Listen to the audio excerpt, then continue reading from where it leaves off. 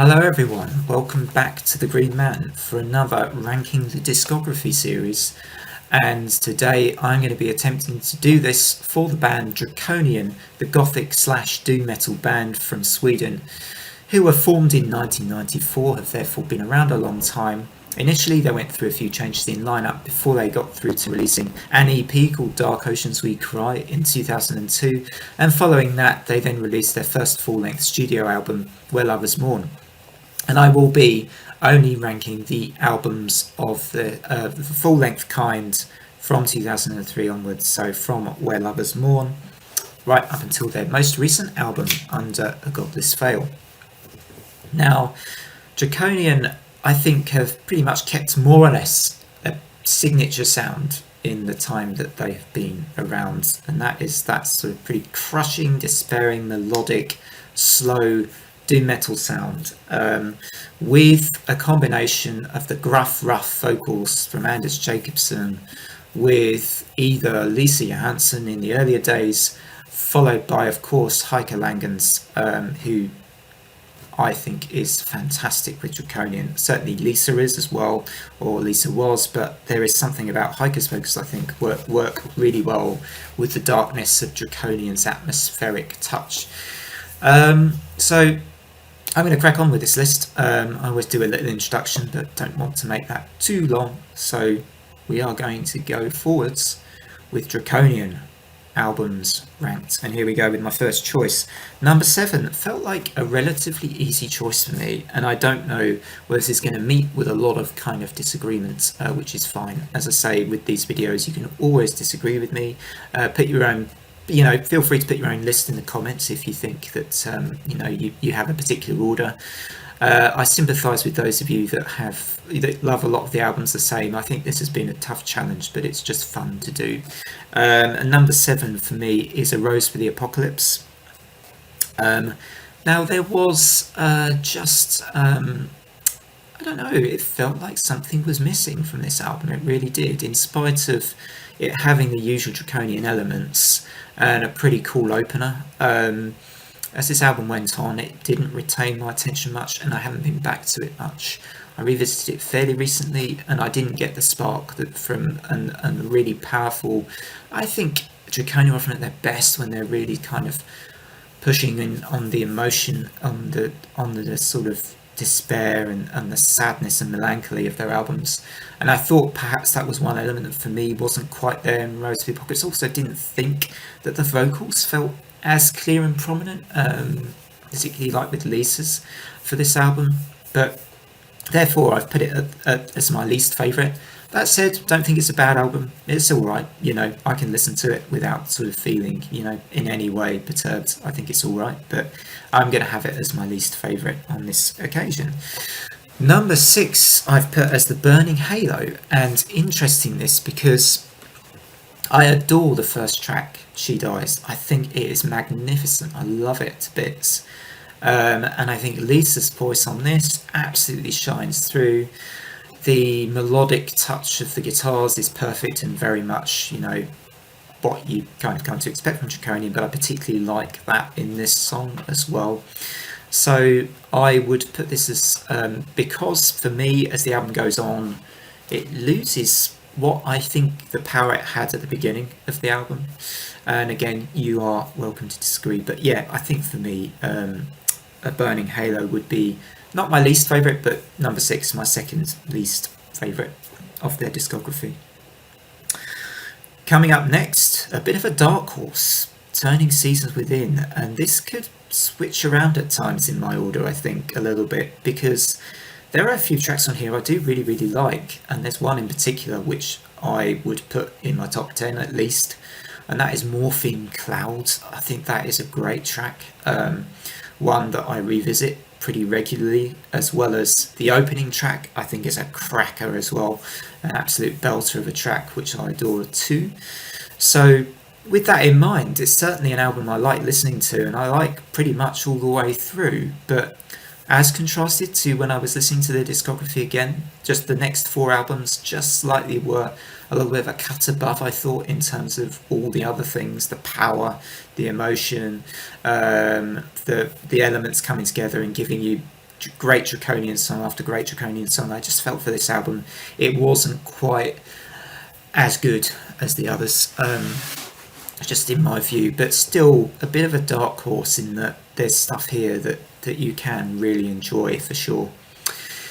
Now, number four is their debut, and I don't know if this is a shock or not, but for the average Draconian fan, I don't know where this would come. Would this be top?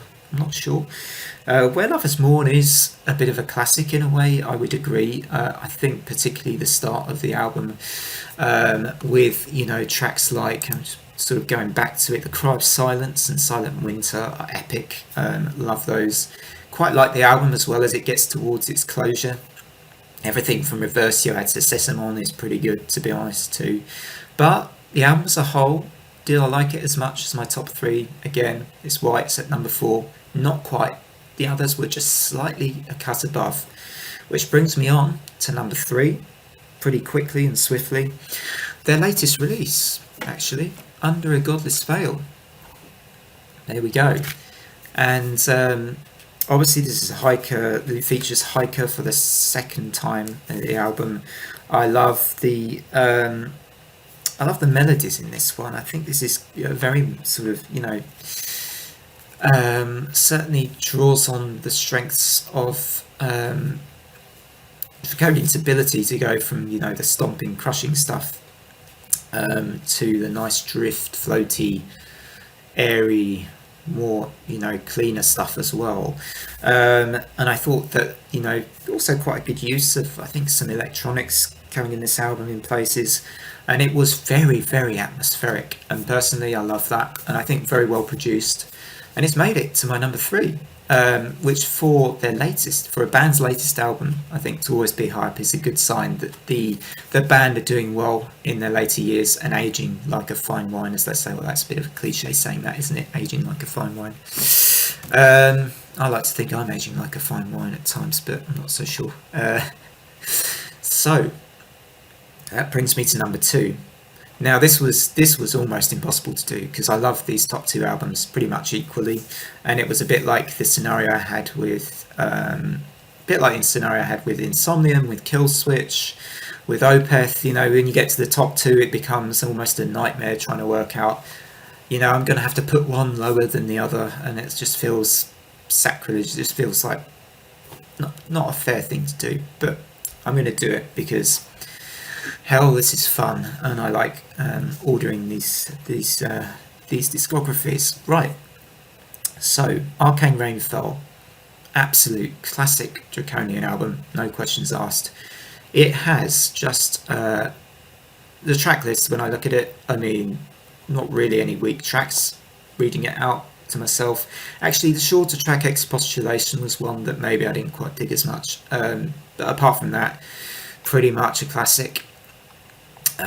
Big fan of the tracks. I suppose if you're going to ask me which one's my favourites on this one, I would say Daylight Misery, Heaven Laid in Tears, Everlasting Scar, and the obvious Death Come Near Me, which is just the 15-minute epic, melancholic track of just absolute epic proportions. One of the best doom metal tracks of all time.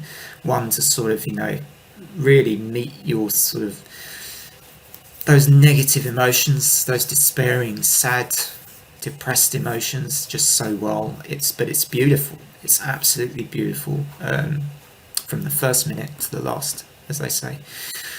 So that leaves me with just one, and that is 2015's Sovereign. The first album, which featured Heike Langens on the vocals, and I listened to this one again, and what I just thought, actually, this is just very marginally even better than Arcane Rainfall.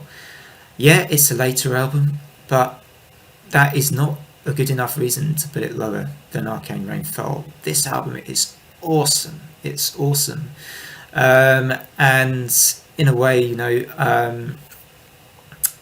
it's sort of, you only need to listen to the album, I think, from front to back, obviously, to remember that there are pretty much, the other thing is, there aren't really any weak tracks on it. So an album which doesn't have any even slightly weak tracks on is going to feature very highly in a list like this, and Sovereign just does that. It does it in a big way, and I just came to remember, I was thinking it was going to be Arcane Rainfall that I was going to put at the top of this list, but when I listened to Sovereign again, it was just like, actually, you know what? There's nothing stopping me putting Sovereign at the top as the winner. So congratulations, Sovereign, you have won the Draconian ranking list video thing. So I hope you all enjoyed that. Feel free to list your favourite albums, maybe list your favourite tracks if you want to in the comments. I may do another video on favourite tracks at some point. I think at the moment it's kind of me doing the albums, but maybe I'll do top songs as well at some point in the future.